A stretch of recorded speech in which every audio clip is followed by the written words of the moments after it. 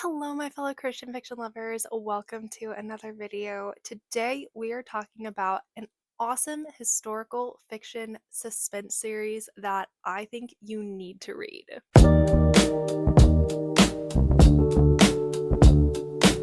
Okay, so if you've been around the channel for the last couple of months, you would know that I have recently read and devoured the On Central Park series by Jocelyn Green. The whole reason of me reading this series has been explained before, but I will explain it again since it's in the video.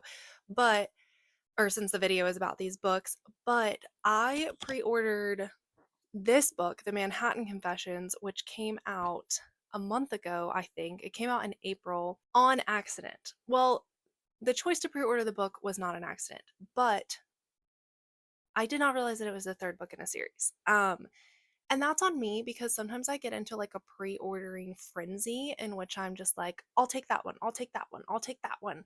And I just like suddenly I've pre ordered 7 books and I'm like, whoa, whoa, whoa, whoa, what even are these books? And that was the case with this one, in which I realized, oh shoot, this is the third book in a series. I've never read this author before, and I haven't even started the series, obviously. So instead of getting frustrated with it, I was like, okay, I'm just going to get the first 2 books and read them because Jocelyn Green is an author that I have been wanting to read for a while. And I don't know, I was just like, well, we'll make the best of it. So I found the first 2 books, read them, loved them.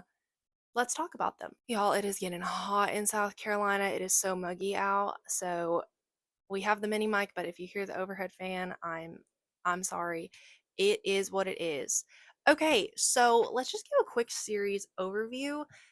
These are the 3 on Central Park books. These books all follow 3 different roommates. So the first book follows Lauren, the second book follows Elsa, and the third book follows Ivy. These 3 girls all live together in an apartment in the Beresford, I think, is what their apartment building is called, in New York, right off of Central Park. So that is hence the title, On Central Park. Their hotel building, or not hotel, their apartment building is like on Central Park. That's where they're living. And all 3 of them are pretty close friends. They're pretty involved in each other's lives. So they're definitely intertwined. They are not standalones. I would definitely read them in order, because especially the last 2, plot is laid in the earlier books for the later ones. So let's do a little deep dive into each book. So we start off with the Metropolitan affair following Lauren Westlake, and Lauren is an Egyptologist, which basically means she is an expert in Egyptian archaeology, which apparently in the 1920s was all the rage. Oh yes, these books are set in the 1920s. I should have prefaced with that. They're historical, and they are set in the 1920s. But yes, apparently Egyptology was all the rage in 1920, and she works at the Metropolitan Museum in New York City, as an Egyptian archaeologist. And she gets re-involved with a former best friend slash they had a semi relationship when they were teenagers, Joe Caravello. And Joe Caravello is a New York police detective, and he has started working on a case that involves fake Egyptian artifacts being sold on the black market. Yes, that is what he is doing. And he remembers that Lauren is really good at Egyptian archaeology and loves this kind of thing. So he is like, I'm going to involve her as our like expert on the case. And they reform their friendship, that may or may not turn into more. You know how these things go. This book is the only one in the series that has dual perspectives. We get chapters from Lauren's perspective and we get chapters from Joe's perspective. The other 2 books are not like that. They are only from the girls' perspectives, but they do contain love stories. I just find that interesting because I feel like a lot of the historical books I read are definitely from 2 perspectives.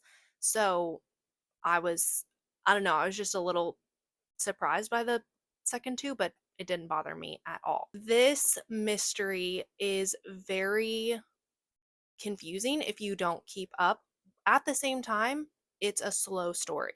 There is not a lot of like, there is a lot of rising action, but instead of just being like steady, steady, steady, steady, it's very much just kind of a like very, very slow until we get to like the last bit. And then it's like a lot of action.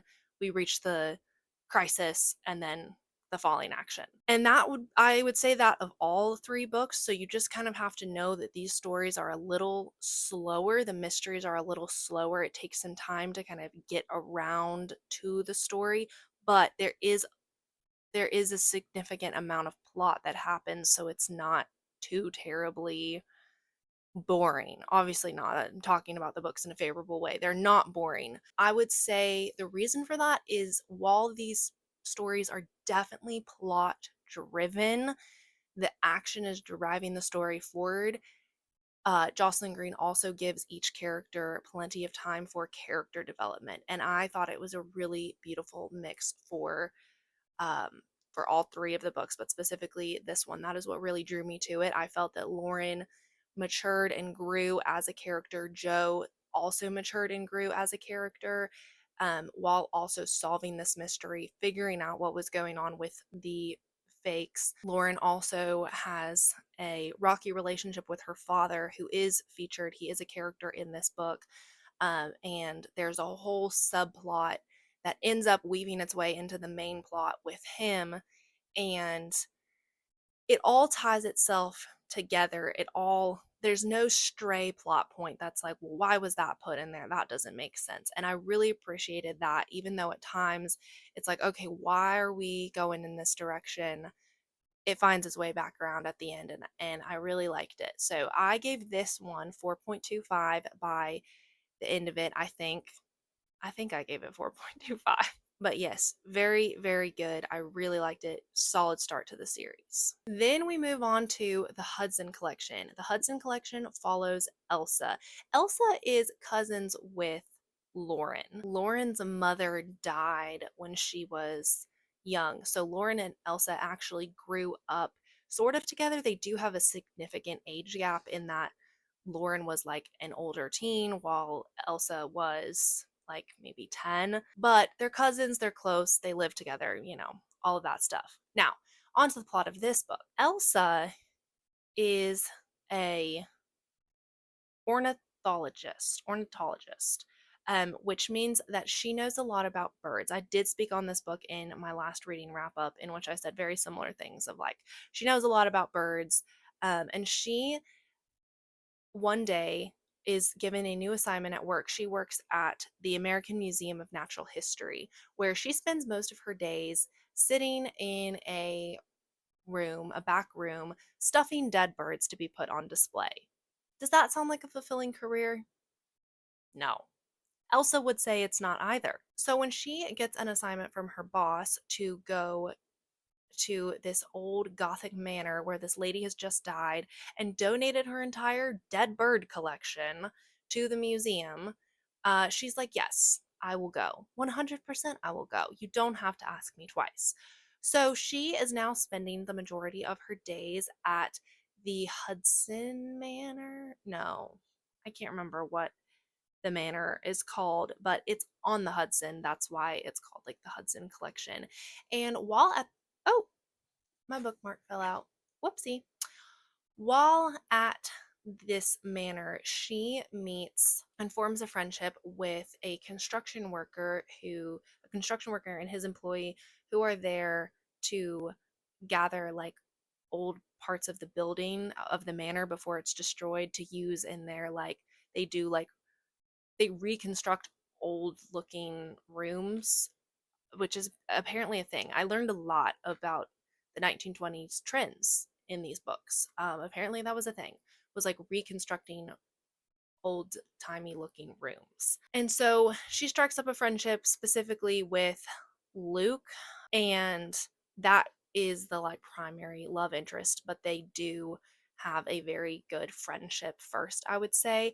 And then she also forms a friendship with the former gardener at this manor and the gardener's preteen daughter, who has some, I don't know how to say it other than she has autism. It's not something that the book says because it was the 1920s, but she definitely does have autism. She has all of the like signs and symptoms, um or like telltale signs of autism spectrum disorder. I really appreciated that. I thought it was handled well. Elsa and Luke have a lot of compassion for, oh, I forget what her name is. And yeah, the representation was really good. Another big part of this book is that Elsa suffered from polio as a child and her body has not fully recovered. She still walks with a limp and she cannot do long bouts of exertion or her lungs will kind of almost like have an asthma attack sort of thing. That's the best way I know to describe it. So there's a whole like personal character growth with her of like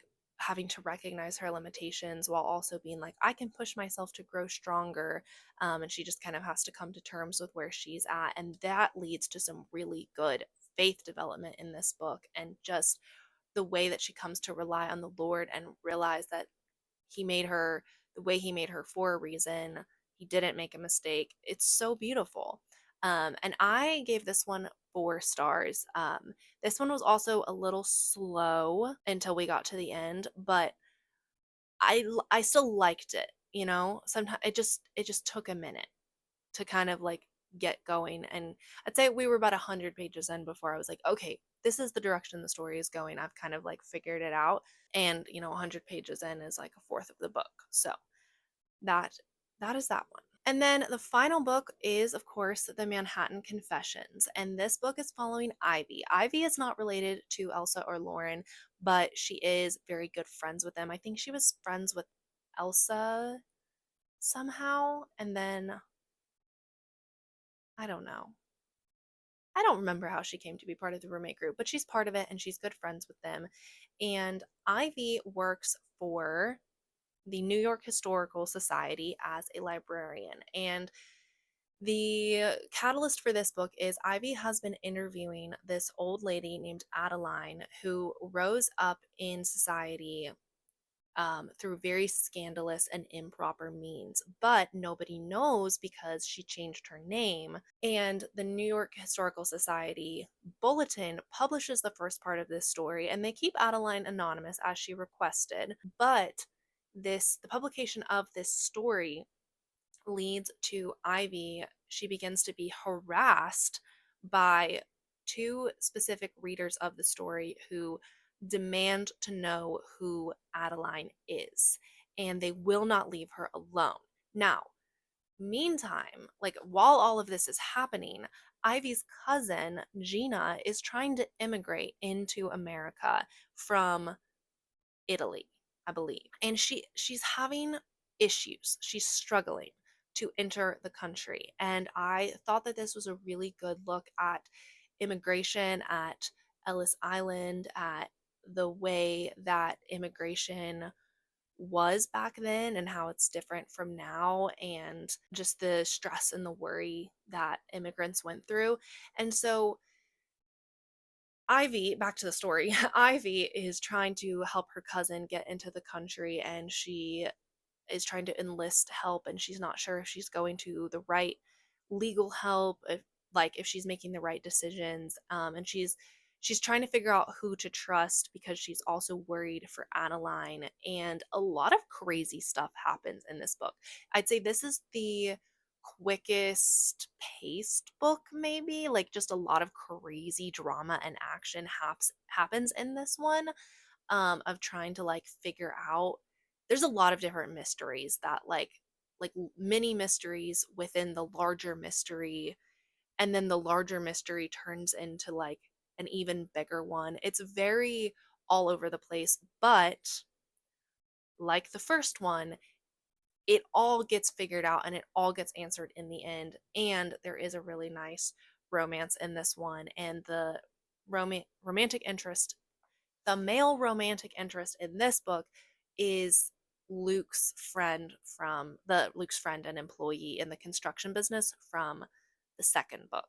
Tom is his name.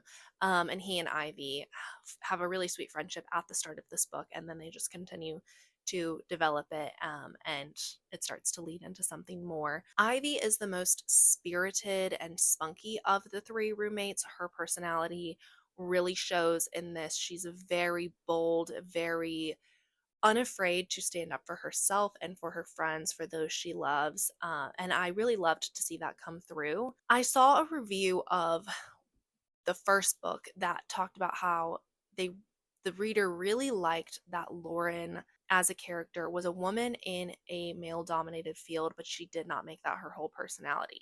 And I would say that all three of these characters are women in male dominated fields for their time period, but they don't make it their whole personality. And even Ivy's spunkiness, while she does definitely believe, like, even though she's a woman, she still has rights and she still deserves to be heard, she does not make that, like, that's not the message of the book. It's just a part of her personality. And I really, really appreciated that. I thought it made these books historically accurate in a way that other books with female characters working like that don't always do. And I don't mean to say this in a way that's like I'm against like women in any way. I don't think anyone would take it that way, but I just felt they were historically accurate and their attitudes and perspectives were historically accurate based on the time period and when they were set. Um and yeah, I really really liked it. So was that a little tangent? Yes, but that's okay. That's fine. Those were the three. The Manhattan Confessions, I believe I gave 4.25 stars in the end. Overall, I would give this series as a whole a 4-star total. Um, Really good mystery, really good faith, really good romance. All of the characters, really good character development. I'd say that is a huge selling point for me.